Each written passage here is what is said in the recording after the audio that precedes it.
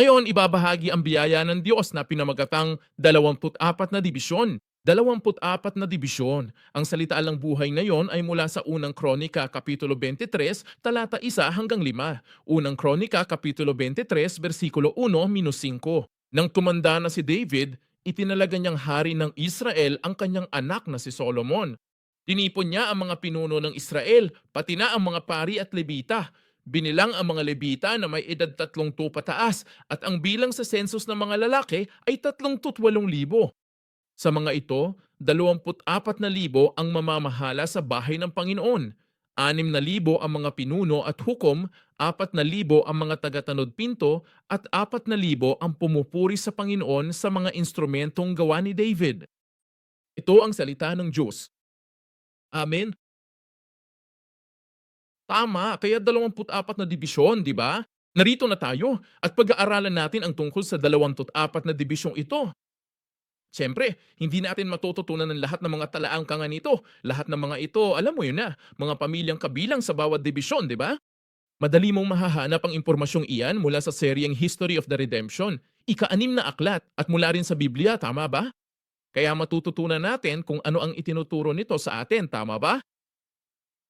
Kaya, ang History of Redemption series ay kumakatawan sa 24 na dibisyon bilang isang komprensibo at kompletong sistema para sa paglilingkod sa templo. Isang komprensibo at kompletong sistema. Sa tingin ko, sa bersyong Ingles ng ika-6 na aklat ng seryeng History of Redemption, malamang na isinalin ito bilang isang komprehensibo. Pero kapag tiningnan ko ito sa bersyong Koreano, ang komprensibo ay tila hindi sapat ang laki at lawak para yakapin ang bawat munting kahulugan at diwa ng salitang Koreano na ito. Kaya minabuti kong hatiin ito sa dalawang bahagi na isang napaka-komprehensibo at talagang kompletong sistema. Di ba? Isang komprehensibo at kompletong sistema para sa paglilingkod sa templo. Kaya naman, pag-aaralan natin ang tungkol sa istruktura at sistema kung paano dapat patakbuhin ang simbahan, hindi ba?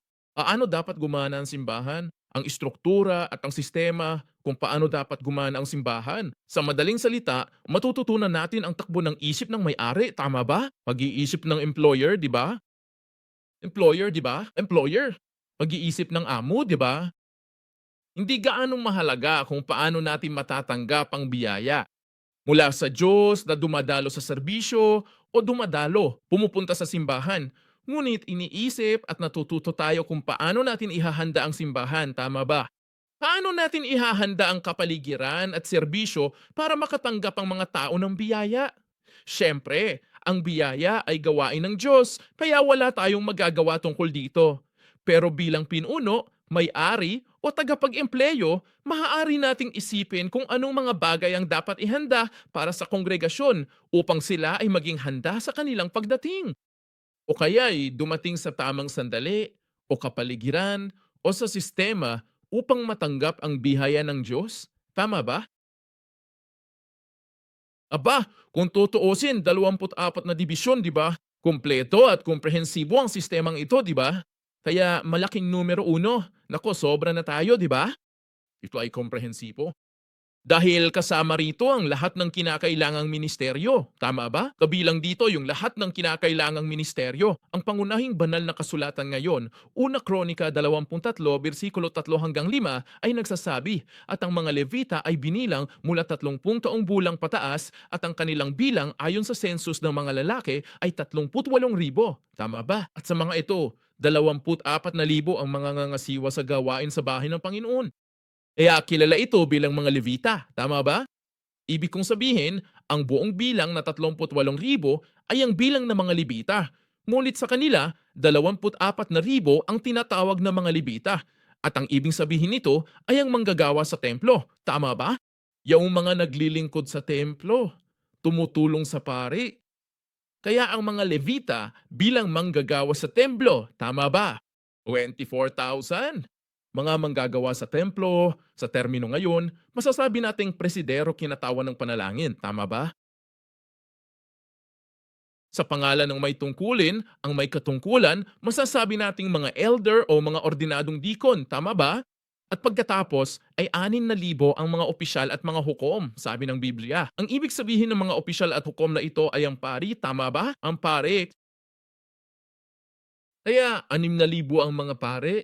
Sa termino ngayon, masasabi nating mga pastor o ebangelista, tama ba? At pagkatapos ay 4,000 ang mga bantay pinto. Kaya mga bantay pinto, kung natatandaan ninyo ang banal na kasulatan, isa sa mga trabaho ng bantay pinto ay ang mga kolekta ng mga handog at hain, tama ba?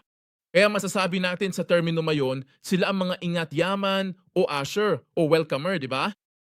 Kaya sa isang tungkulin sa opisina, masasabi nating mga elders dress nila yun o mga deacon at deaconess, tama ba?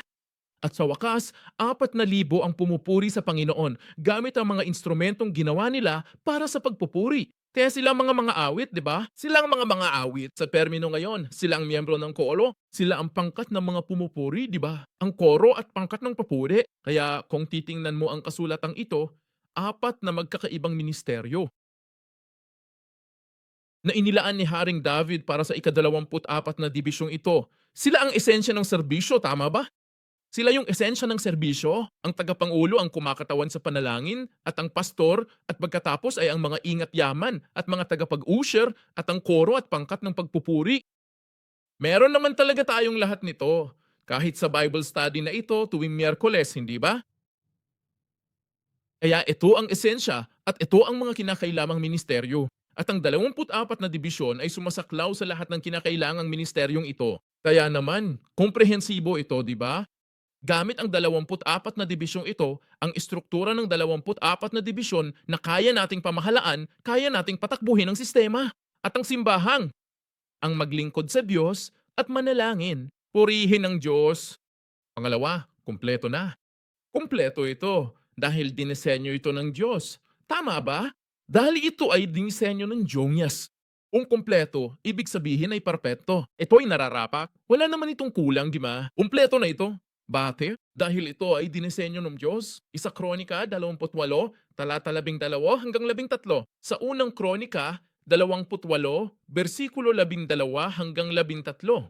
Sinasabi nito, ang plano ng lahat ng nasa isip niya para sa mga looban ng bahay ng Panginoon, para sa lahat ng nakapalibot na silid, para sa mga imbakan ng bahay ng Diyos, at para sa mga imbakan ng mga bagay na itinalaga.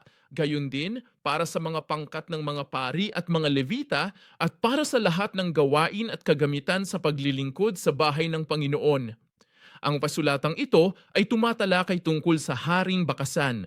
Ipinaalam at sinabi ni David kay Haring Solomon ang tungkol sa blueprint ng templo, tama ba? Dapat ikaw ang nagtayo nitong bahay nito. Dapat ikaw ang nagtayo nitong kwarto. Dapat ay mayroon kayong mga silid na ito at mga bahagi sa templo kapag kayo ay nagtayo, tama ba? Ngunit sinasabi rin sa talata 13, hindi lamang ang arkitekto ng istruktura o ang istruktura ng mga gusali, kundi ipinaalam at sinabi rin ni Haring David kay Haring Solomon ang tungkol sa sistema ng mga pari at mga levita. Kaya masasabi natin ang 24 na dibisyon, tama ba? Ang istruktura ng 24 na dibisyon, ipinaalam din ni Haring David kay Haring Solomon, di ba? Kaya 24 na dibisyon kasama ang plano, ang blueprint ng templo, tama ba? Ito ay dinisenyo ni Haring David at ibinigay kay Haring Solomon upang sumunod at magtayo ng isang bagong kaharian. Ayon nga, di ba?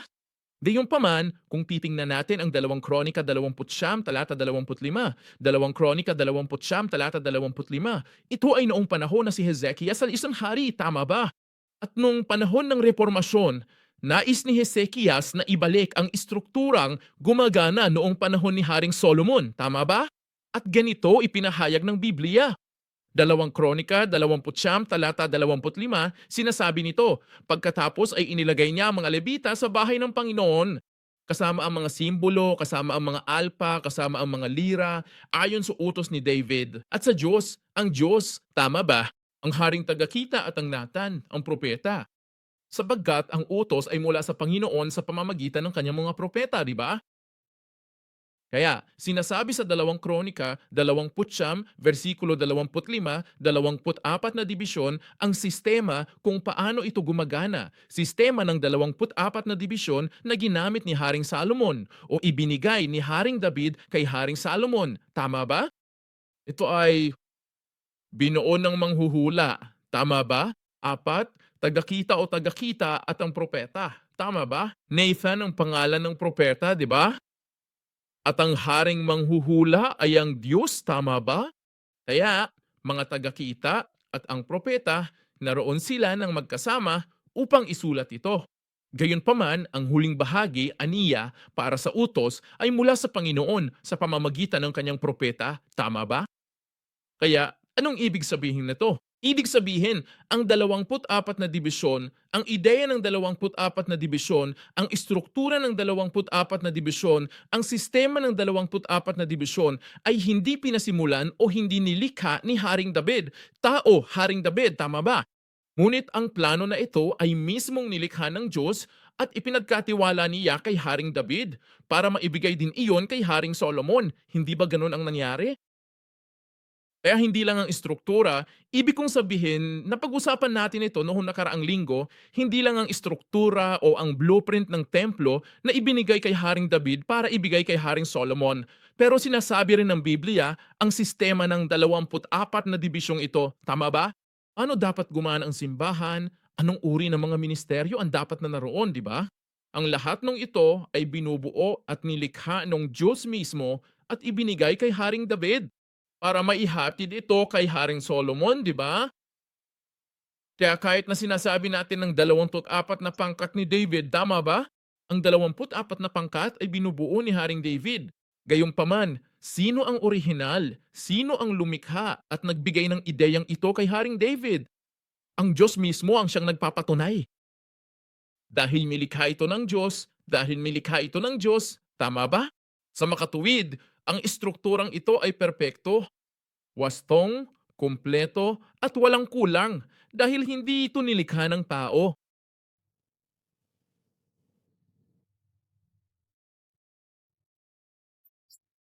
Kung alin man sa mga ito ay hindi kinakailangan, hindi sana isinama ng Diyos ang mga ito sa kanyang plano. Sa makatuwid, ang 24 na dibisyong ito, masasabi nating ito ay isang kompleto at perpektong plano. Pamalawa, kumpleto na. Bakit? Kumpleto na ito. Bakit? Hindi ito nakatuon sa mga tao. Hindi ito nakatuon sa mga tao. Basahin natin ang kasulatan sa ikalawang kronika, Kapitulo 23, versikulo 8. Sinasabi nito, kaya ginawa ng mga Levita at ng buong Juda ang ayon sa lahat ng inutos ng paring si Jehoiada. At kinuha ng bawat isa sa kanila ang kani-kaniyang tauhan na papasok sa araw ng Sabat kasama ng mga lalabas sa araw ng Sabat. Para kay Jehoiada, hindi pinaalis ng saserdote ang alinman sa mga pangkat, tama ba? Kaya, batay sa istruktura ng paghahati sa araw ng Sabat, isang partikular na koponan na nakatalaga ang magsisimula na silang magserbisyo. Tumigil na sa pagsiserve ang dating team, di ba? Nagpapalipat-lipat sila ng kanilang shift sa araw ng Sabat. Ayon sa dibisyon, tama ba? Gaya ng sabi ko, ang 24 na dibisyong ito ay isang perpektong sistema na nilikha ng Diyos, hindi ba? At itong 24 na dibisyon, sigurado ako na, alam mo, ito ay para gumana. Ito ay para patakbuhin ng simbahan, patakbuhin ng templo. Ito ay upang gumana. Ang pinakamahusay na paglilingkod, ang pinakamahusay na mga handog sa Diyos. Kaya anong iyong pagkakaintindi sa perpektong serbisyo? Pagkatapos, anong iyong pagkakaintindi sa perpektong serbisyo? Sa aking kaso, kung gagawin to, gumawa ng umordar ng serbisyo para sa perpektong serbisyo, iisipin ko muna ang isang tao. Isang taong magaling dito. Halimbawa, isang presider. Pipiliin ko yung magaling magpanatili ng atensyon at atmosfera. Para sa ating worship team, ang pipiliin ko ay yung mga magaling kumanta at may malalim na ugnayan sa ating Panginoon, hindi ba? Para sa mga ngaral, iisipin ko kung sino yung magaling mangaral at yakapin ang iba at ihatid ang mga mensahe, di ba? Kaya, on dating sa perpektong serbisyo, Hindi ko alam sa'yo, pero sa kaso ko, mas pipiliin ko pa rin ang mga taong talagang mahuhusay sa larangang yan, di ba? Pipiliin ko ang mga taong may sapat na kakayahan dito. Yun siguro ang paraan ko para makabuo ng perpektong serbisyo, di ba? Gayunpaman, ang dahilan kung bakit ginawa ng Diyos ang 24 na paghahati ay para sa lahat. Maaaring magpalitan ng mga pamilya sa pagsasagawa ng mga tungkulin sa templo ng pantay, patas at pantay-pantay. Ang ika-24,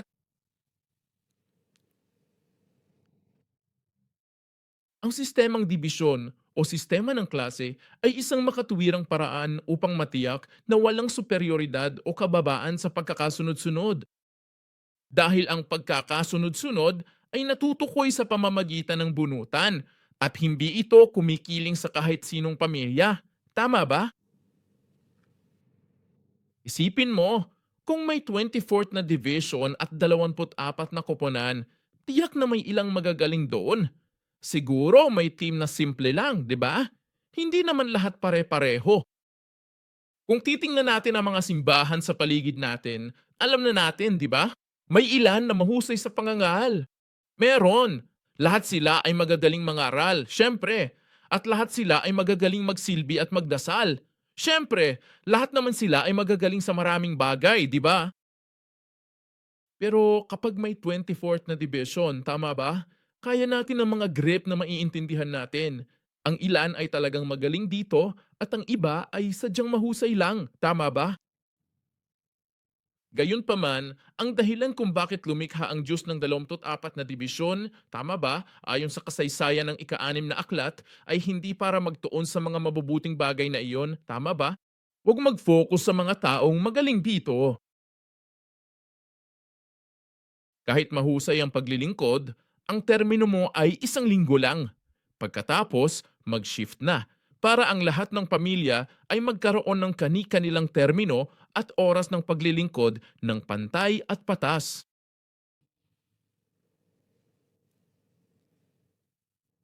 Para maging kumpleto at perpekto ang serbisyo, mas madalas nating pipiliin ang mga magagaling dito, hindi ba? Gayunpaman, ang ideya ng Diyos ng pagiging ganap ay para sa bawat kuponan na makatanggap ng pantay at patas na pagkakataong maglingkod. Kung magsasagawa ako ng prangkang pananalita, ang pagpapanatili ng pagiging patas ng pagkakataon ay maituturing na mabuti lamang sa moral na pananaw, hindi ba?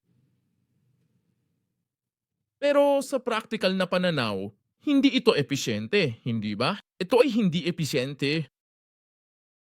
Ibig kong sabihin, halimbawa, kung may laro ng atleta, mas mainam na bigyan ng pagkakataon ang mahusay tumakbo, di ba?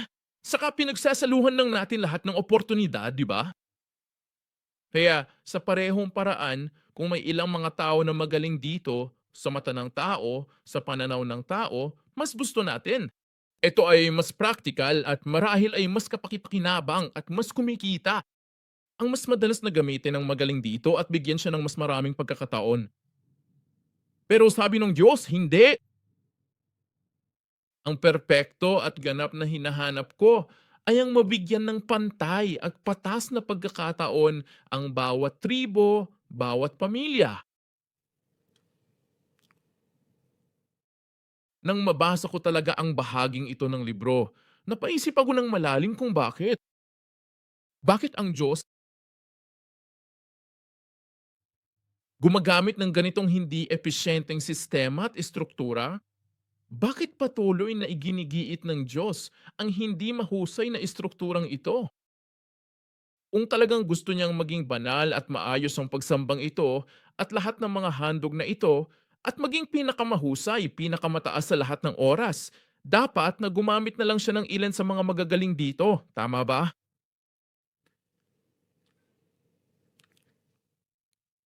Tapos, naisip ko na, iyon ay dahil ayaw ng Diyos na magtuon tayo ng pansin sa mga partikular na tao. Pero gusto ng Diyos na magtuon tayo sa Diyos mismo, na gumagawa sa likod ng lahat ng tao, na gumagawa sa likod ng lahat ng 24 na dibisyon. Tama ba? Hindi nais ng Diyos na magtuon tayo ng pansin sa iisang pangkat o sa isang pangkat na magaling dito, na mahusay kumanta, na mahusay mangaral. Sino ang mahusay na naglilingkod? Pero gusto ng Diyos na magtuon tayo sa Diyos mismo, na siyang nasa likod ng lahat ng sistemang ito at siyang kumokontrol sa lahat ng sistemang ito, tama ba? At kung sino ang nakikipagtulungan sa lahat ng tao. Sinasabi sa atin ng kasaysayan ng Genesis, ang sistemang ito ng 24 na dibisyon ay napanatiling maayos noong panahon ni Haring Solomon. Siyempre, ito ang unang sandali, diba? Simula ng oras, simula ng istruktura, kaya sigurado akong naingatan itong mabuti, tama ba? Gayon pa man, habang ang pananampalataya ng mga tao ay nanghihina at nasisira, hindi nila ito napanatili ng maayos, tama ba? Hindi nila ito naingatan ng maayos. Hindi sila nagtitiwala sa Diyos, di ba? Hindi sila nakatuon sa Diyos. Hindi sila nagtiwala sa Diyos. Bagkus ay nagtitiwala sila sa kakayahan ng mga tao, hindi ba? Kung gayan, pagdating sa panahon ng reformasyon, anong mangyayari? Pinipigilan na naman nila, di ba? Tumigil na sila sa pagtitiwala sa kakayahan ng mga tao, bagkus ay nagsisimula na silang magtiwala sa Diyos mismo.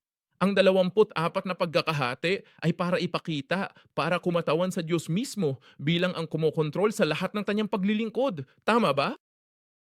Hindi to nakadepende sa tao. Siyempre, malaki ang naitutulong ng kakayahan ng tao, di ba? Gayunpaman, nais ng Diyos na ituon natin ang pansin sa Kanya. Ako ang kataas-taasang Diyos. Ako ang makapangyarihan sa lahat. Ako ang may hawak ng iyong serbisyo. Gusto mo bang makatanggap ng biyaya sa panahon ng serbisyong ito? Tapos mag-focus ka sa akin, manalangin ka sa akin, anungin mo ako, tama?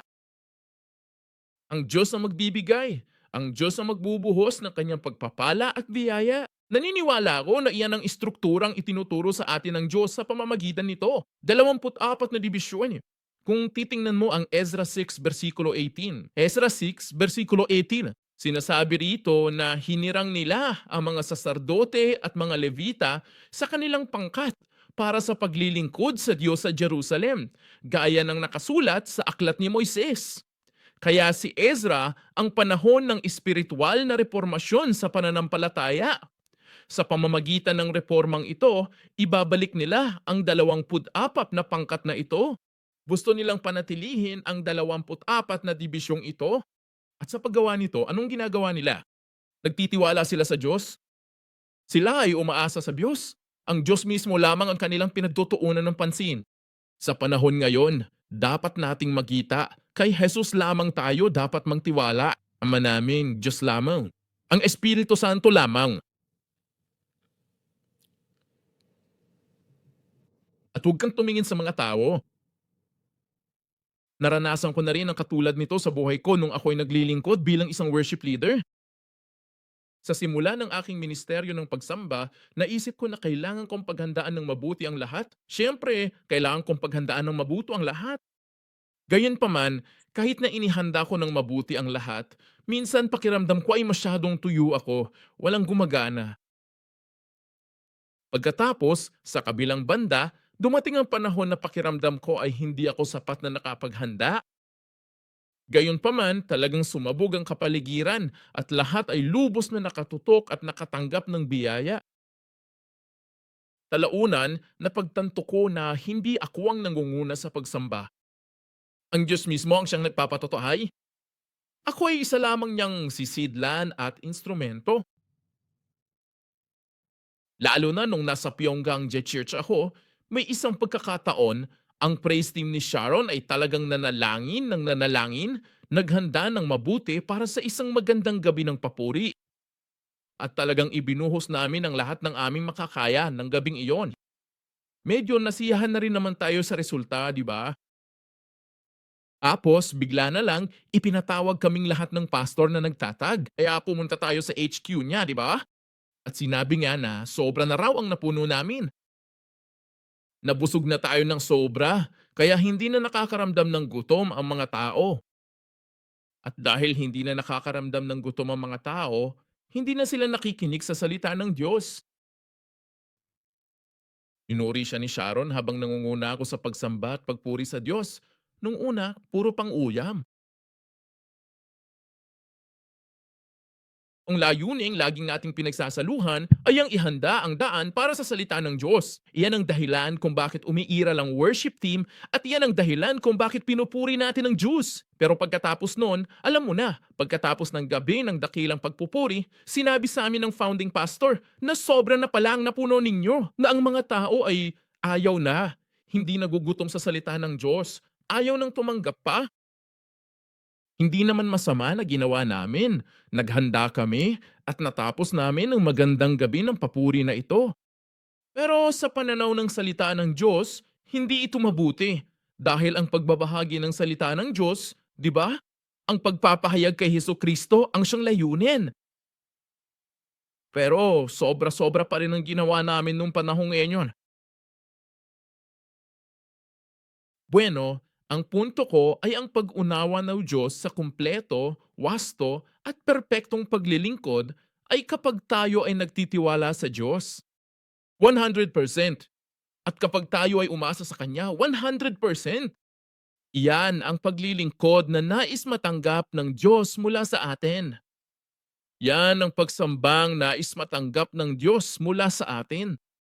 Hindi naman sa magaling akong worship leader, sundin mo ako, gagawin ko ang lahat, sabihin mo lang ang sinabi ko. Hindi yan ang gusto ng Diyos.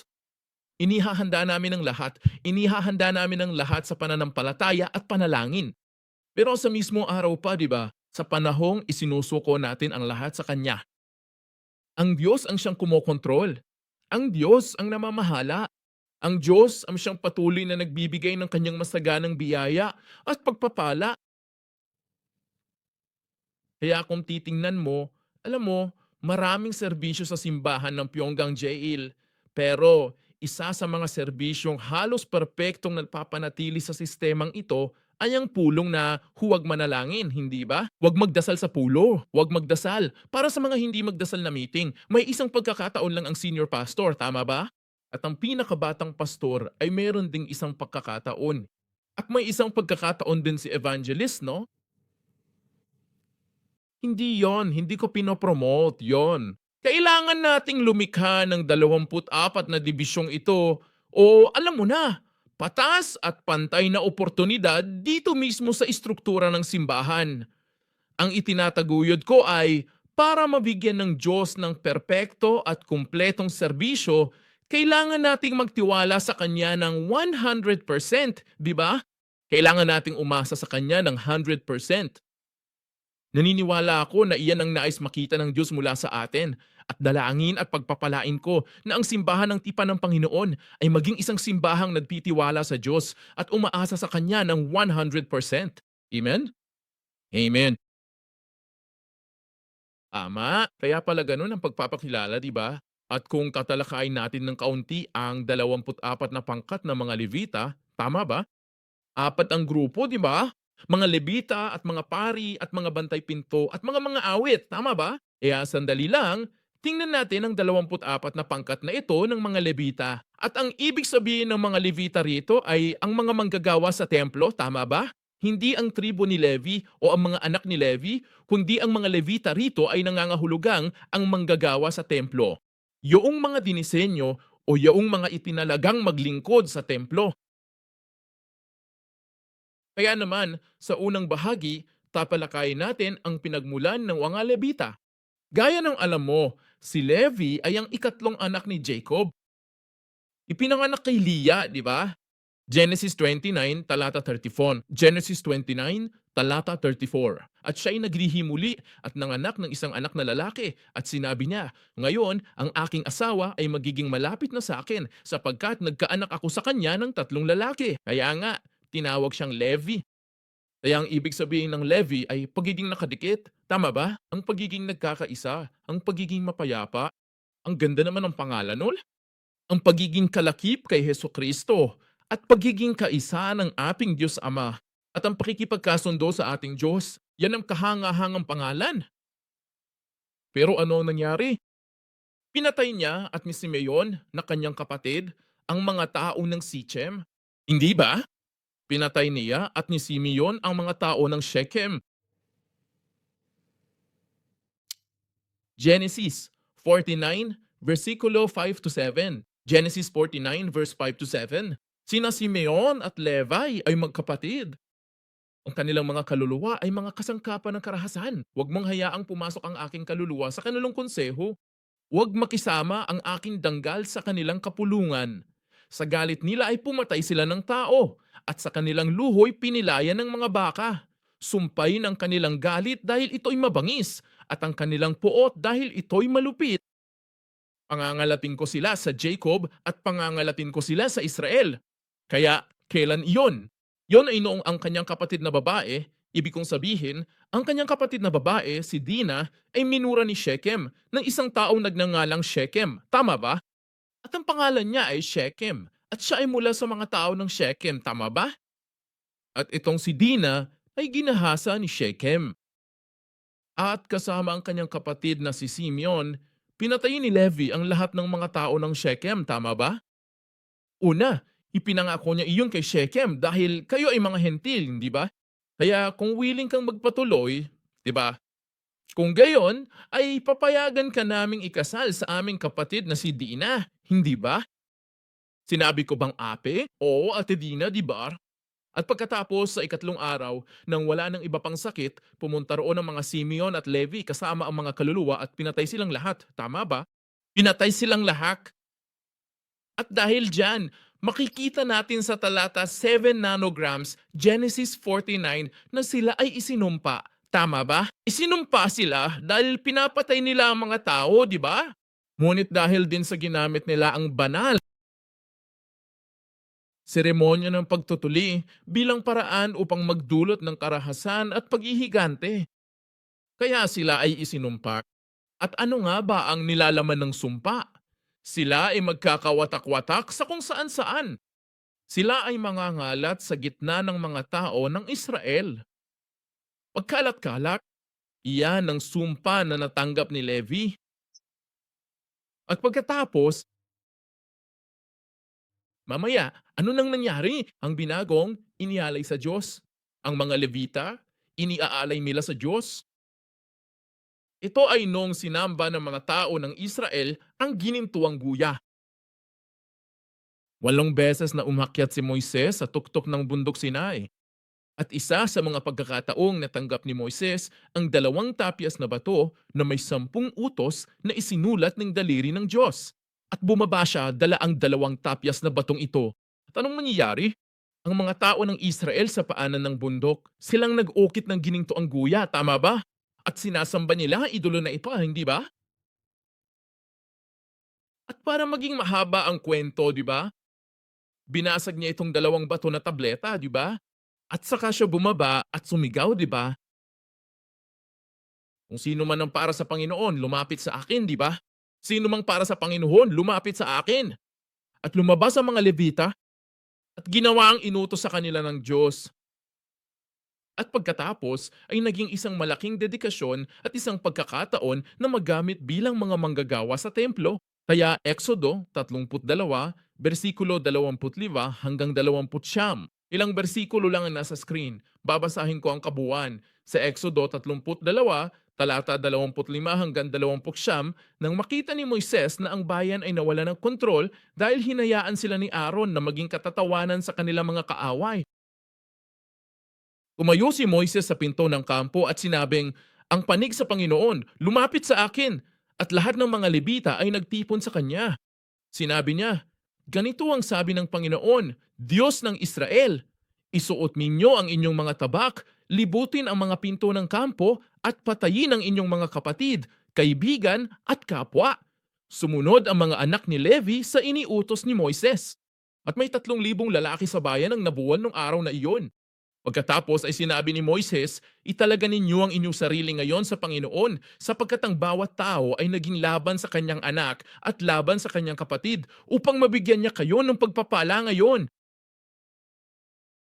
Kaya sa pamamagitan ng pangyayaring ito, pinatay ng mga Levita ang sarili nilang kapatid, mga kamag-anak at mga tao, mga kaibigan, mga 3,000. Ngunit sa huli, sinabi ng Diyos sa pamamagitan ni Moises na ang iyong mga ginawa ay naging isang malaking pag-aalay sa akin.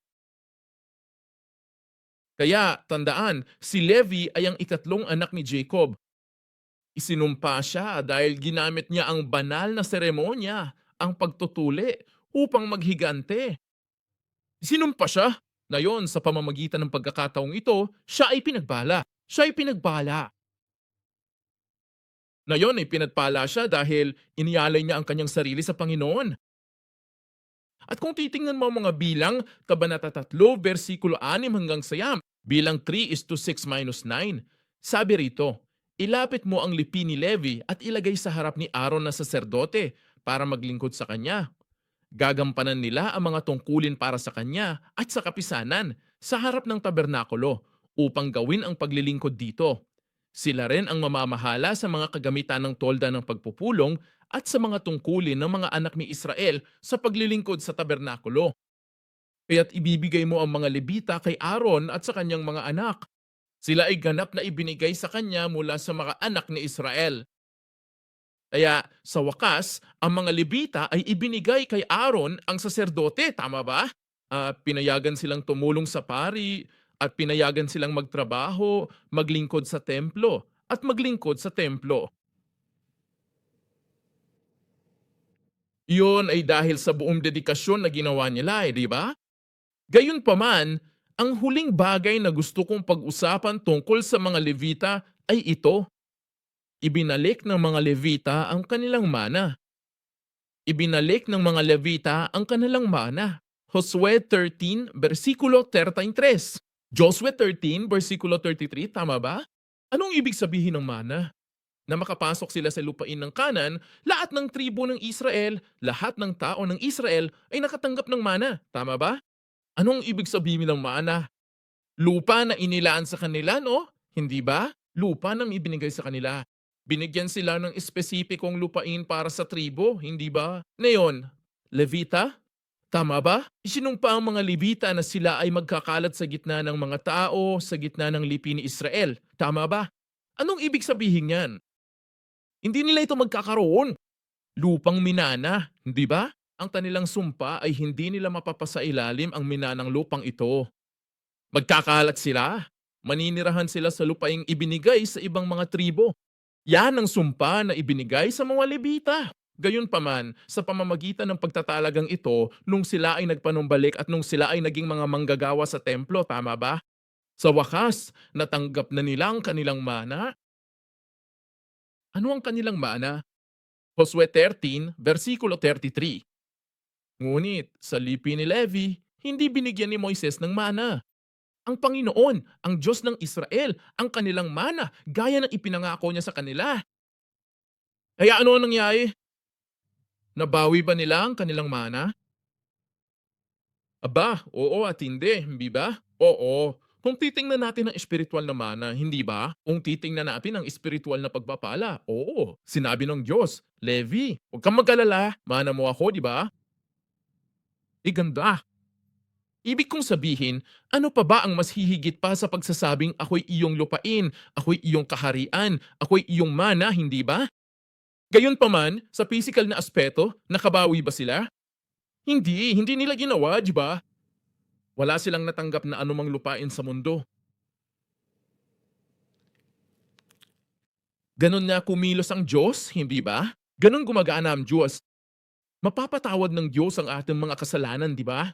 Pero ang kahihinatnan, dapat nating tanggapin. Pinatawad ang mga Levita at binigyan ng dakilang tungkulin sa paglilingkod sa templo. Gayunpaman po, ang mga bunga ng nakaraang kasalanan na sila ay sadyang ikakalat sa lupain ng ibang mga tribo na mananatili ng eksakto. Hindi po ba totoo? Sila ay nagkalat. Gayunpaman, ito ay sumpa, ngunit binago ito ng Diyos sa isang paraan, ano? Nagkakalat ang sumpa mo, di ba? Simbolo ang sumpa na sasayom. Ngayon, wala na, di ba? Ang pagkalat mo mayon ay sumisimbolo sa aking pagpapala na ako ang iyong mana, hindi ba? Walang hanggan, magpakailanman, ngayon ay ipapamana sa iyo. Naniniwala ako na ganun gumagana ang Diyos. Na ginawang pagpapala ng Diyos pati ang sumpa, tama ba? Gayunpaman, maaaring may ilang mga kahihinatnan na maaaring kailanganin pa rin natin tiisin, hindi ba? Kaya ganun hinubog ang mga Levita bilang mga manggagawa sa templo. At sa wakas ang mga tungkulin ng mga Levita. Mga tungkuling Levita. Kaya ang mga tungkulin na dapat gawin ng mga Levita, tama ba? Kinailangan dumaan ang mga Levita sa seremonya. Dalawang uri ng seremonya, tama ba? Dalawang uri ng seremonya na dapat ihanda para sa paglilingkod sa templo. Tama? Kaya paghahanda, may dalawa seremonya. Una ay ang seremonya ng paglilinis sa mga numero, Kabanata 8, Talata 7, mga bilang 8, Talata 7, sabi doon. At ganito ang gagawin mo sa kanila para sa kanilang paglilinis. Iwisik mo sa kanila ang tubig na nagpapadalisay at gagamitan mo sila ng pang-ahit sa kanilang buong katawan at laban nila ang kanilang mga damit at sila ay magiging malinis. Kaya naniniwala ako, sigurado ako na alam nating lahat yan. Itinuturo sa atin ng BIP na para makapaglingkod sa templo, kailangan muna tayong linisin. Tama ba? Kailangan muna tayong linisin. Naniniwala akong minsanan lang itong mangyari. Sa simula ng ordinasyon at paghirang, tama ba? Pag tinatanong ko ang lahat, magtitiwala ba kayo sa Diyos? Maglilingkod ba kayo sa Diyos? Sasabihin nating lahat, oo, amen, tama ba? Pero pang araw-araw din naman yan, di ba? Bago tayo maglingkod, bago tayo mamuno sa pagsamba, bago tayo gumawa ng kahit ano, nagdadarasal muna tayo sa Diyos, hindi ba? Ama, mahina ako. Marumi ako, di ba? Marupok ako. Nanghihina ako. Busy ako sa mga makamundong bagay na 'to. Kaya Ama, patawarin mo po ako at baguhin ang aking ayos sa pamamagitan ng iyong biyaya at pagpapala. Tama ba? Sa pamamagitan ng pananalangin nito, tayo ay malilinis. Tama ba? At maging handa sa paglilingkod sa Diyos, di ba? At ang pangalawang bagay ay ang magbigay sa Diyos ng handog na iwinagayway. Ang ibigay ang ating mga sarili. Ibigay ang ating mga sarili sa Diyos bilang handog na iwinagayway. Mga bilang, Kabanata 8, talata 11, mga bilang 8, talata 11, mga bilang 8, talata 11. Pagkatapos, ihaharap ni Aaron ang mga Levita sa harap ng Panginoon bilang handog na handog mula sa mga anak ni Israel upang sila'y maging karapat-dapat na maglingkod sa Panginoon. Natatandaan mo ba kung paano dapat isagawa ang pag-aalay? Alok na paraan sa tingin ko isang serbisyo, isang sermon, napaka-partikular ng founding pastor, 'di ba? Ang direksyon at lahat ng bagay tungkol sa daang ito na iniaalok at kami ay natatandaan ko kasi ang laki ng nakuha kong puntos nung araw na iyon at aniya. Kailangan nating malino na maunawaan kung paano dapat isagawa ang pag-aalay na ito ng pagkaway. Kung hindi, maliligaw natin ang pagkakaintindi sa handog na ito na iwinawagayway at sa kahulugan nito, tama ba? Kaya sabi niya, hindi naman pala kaliwat kanan ng pag-aalay ng alon, di ba? Ang kaliwa at kanan ay parang, alam mo na, ang pagpili ng butil at paglipad palayo sa chef na ito, tama ba? At pag ginawa mo ang mga bagay na ito, tama ba? Kaya hindi naman ganun, di ba? Ang kaliwat kanan ay hindi handog na pagkaway. Ang pag-aalay ng alon ay sa harap at likod, tama ba? Harap at likod. Ano ito? Ang harapan ay pagbibigay sa Diyos at ang pagbalik ay pagbibigay niya sa atin ng pagpapala. Ibinibigay natin ito sa Diyos at ibinabalik sa atin ng Diyos bilang isang pagpapala. Yan ang kahulugan. Ganito dapat isagawa ang handog na iwinagayway at ang kahulugan nito. Kaya sinasabi ng Biblia na ang mga Levita ay dapat ialay sa Diyos bilang handog na iwinawagayway. Anong ibig sabihin ito? Ang mga Levitang ito ay dapat ibigay sa Diyos. Ito ay nililinis at ito ay ibinigay na sa Diyos, inalay sa Diyos. Ito ay sa Diyos, tama. Ang mga Levi ay sa Diyos. Ang mga Levita ay Diyos. Ang mga manggagawa sa templo ay sa Diyos. Tama? O daari ng Diyos. Kaya ano na? Diyos ko, ibalik mo ito kanino? Sa pari. Diyos ko, ibalik mo sila kay Aaron. Kaya nga si Aaron ang pinaglilingkuran nina. Tama? Mga bilang Kabanata 3, talata siyam. Mga bilang Kabanata 3, talata siyam. Sinasabi nito, ganito mo ibibigay ang mga Levita kay Aaron at sa kanyang mga anak. Sila'y ganap na ibinigay sa kanya mula sa mga anak ni Israel. Hindi ba? Dahil sila ay ganap na ibinigay sa Diyos, kaya ang Diyos ang may hawak ng lahat ng pahintulot. Tama ba? Ang Diyos ang may lahat ng karapapan. Ibigay ang mga Levita sa sinumang nais niyang ibigay. At nagpasya ang Diyos na ibigay kay Aaron ibalik sa pari. Kaya ang mga Levi ay pag-aari ng paring si Aaron. Kaya't ang kanilang tungkulin ay tumulong kay Aaron ang pari at bari. So, makipagtulungan kay Aaron, ang saserdote. Yan ang mga tungkulin ng mga Levita. Tama ba? At ang pangwakas ng pangwakas, eh, ipinapakita nito sa atin, itinuturo nito sa atin na dapat din nating ialay ang ating mga sarili sa Diyos upang tayo ay maibalik kay Jesus. Tama ba? Ang ating walang hanggang mataas na saserdote. Kung tayo ang Levita at kailangan tayong ibigay sa Diyos. Kailangan tayong ialay sa Diyos. At tinitipon tayo ng Diyos. Oh, ikaw ang aking butil. Ikaw ang aking Levita. Anong sinasabi ng Biblia? Tayo ang maharlikang pagkasaserdote. Tayong lahat ay mga Levita. At tayo ay ibinigay sa Diyos. At tinitipon tayo ng Diyos at ibinibigay kay Jesus Kristo, ang pari. Kaya naman, mula sa panahong iyon, kung maglilingkod tayo kay Jesus, kung magtatrabaho tayo para kay Jesus, iyon ang tamang sistema. Ganun ginawa ng Diyos, di ba?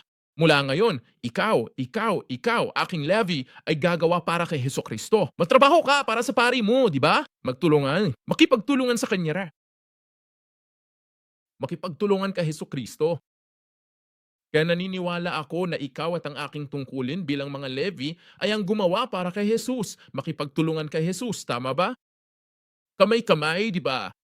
Kaya't dalangin ko na ang simbahan ng tipan ng Panginoon ay maging simbahan ng mga Levita na nakikipagtulungan kay Hesus Kristo na gumagawang kasama ni Hesus Kristo.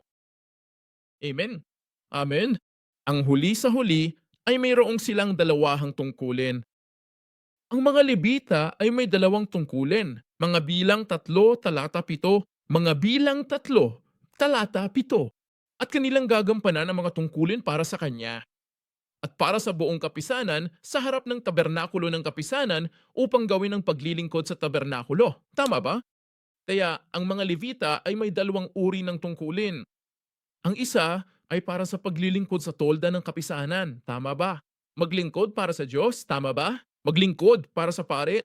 Maglingkod para sa Diyos. Tama ba? At tungo sa Diyos, tama ba? Ibig kong sabihin, sa palagay ko, sa panahon na yon, masasabi nating ang pagpapanatili ng simbahan, pagpapanatili ng pagsamba, pagpapanatili ng lahat ng bagay ay isa sa mga tungkulin ng mga Levita. Gayunpaman, may pangalawang tungkulin. Ito ay para sa buong kapisanan sa harap ng tolda ng kapisanan. Kaya sa termino ngayon, ang pangangalaga sa kongregasyon ng simbahan ay tungkulin din ng Levita. Ang Levita ay may dalawahang tungkulin. Ang isa ay ang pangalagaan ng templo ng Diyos. Masasabi nating o ang istruktura, ang paglilingkod. Tama ba? Pero isa pa ay ang pag-aalaga sa mga tao, di ba? Narinig mo na ang tungkol sa kanila, di ba? At tulungan sila sa kanilang mga pangangailangan. Mga kapatid, bilang mga Levita, pare, bantay pinto, at mga awit, tama ba? Sa madaling salita, kung iisipin natin ang tungkulin ni Levi, ito ang ating tungkulin. Dapat nating panatilihin ang templo at simbahan ng Diyos, pati ang paglilingkod sa Kanya. Pero, hindi lang iyon ang lahat, hindi ba? Hindi lang iyon. Lahat ng bagay! Hinihiling din ng Diyos na pangalagaan natin ang ating kongregasyon, pati na rin ang mga laiko. Kaya bilang mga Levita ng Diyos, bilang mga Levita, mga manggagawa sa templo para kay Hesus Kristo at para sa ating Amang Diyos, dalangin ko na ang buong kongregasyon na dumating, una sa lahat ay pagpalain kayong lahat. At lahat ng mga problemang maaaring iyong makaharap na iyong naranasan ngayon ay maaaring malutas sa pamamagitan ng kapangyarihan ni Hesus Kristo. At pangalawa, sa mga sumasali sa amin online ngayon, dahil hindi kayo makakapunta sa anumang kadahilanan, dalangin ko na sana ay bumuti at mapabuti ng husto ang inyong sitwasyon at kalagayan. Para sa susunod na pagkakataon ay makapunta kayo ng personal sa simbahang ito at makadalo rito. at samantalahin ang pagkakataong ito upang maglingkod para sa Diyos, maglingkod para kay Hesukristo at pangalagaan ang mga tao ng kanyang simbahan. Dalangin ko na sana'y talagang mapatunayan ninyong lahat na tayo ang espiritual at tunay na mga lebita sa harap ng Diyos upang ang pagpapala ng Diyos at ang biyaya at pagpapala ng Diyos ay mapasa inyong lahat at magpatuloy. Sumayo mula ngayon, magpakailanman. Amen.